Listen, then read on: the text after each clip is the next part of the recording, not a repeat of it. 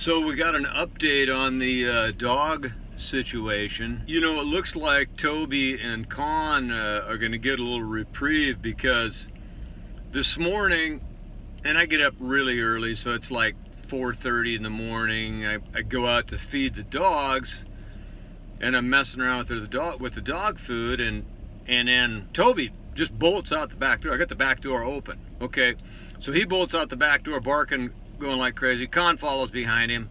It's about 5:15 in the morning, pitch dark. There's a guy out there. Turns out he's a delivery guy. I don't know what he's doing. He was going to the neighbors, and he had the wrong place.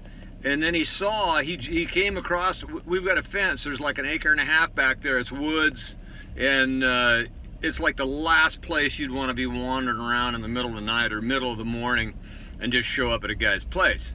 So that after a few you know what's that I lay on the guy, and I'm heated, and I don't know whether to.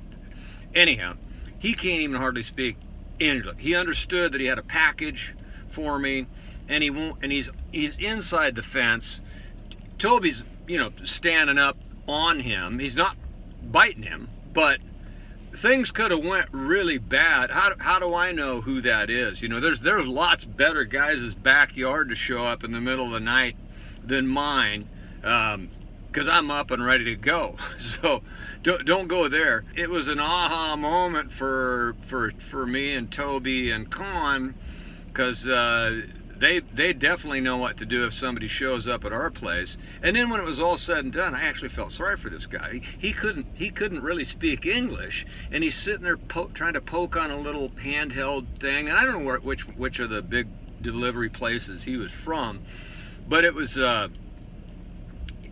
I was kind of scared for him, because I was going to go after him right out of the gate. Because what else would you do? I mean, if you knew where I lived, for somebody to show up in my backyard, you got two big dogs, and it's fenced, and all of a sudden, 10 feet from my back door, there's a guy and I can't see what he's doing. So probably not the smartest move he made. He's at the neighbors instead of going back out to the street and driving down to our place and coming up the driveway and throwing the bag there on the front porch.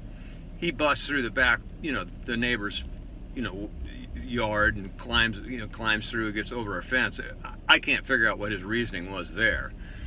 But so how do you get rid of those guys now, or get rid of them? They're not fighting as bad as they were, thank God, because that's just no good. And I love them both.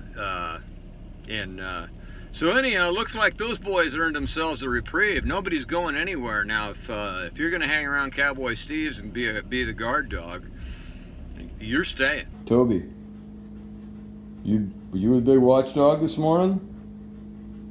You ran him out of here, didn't you? How about you, Khan? You just went along for backup? You're the meathead.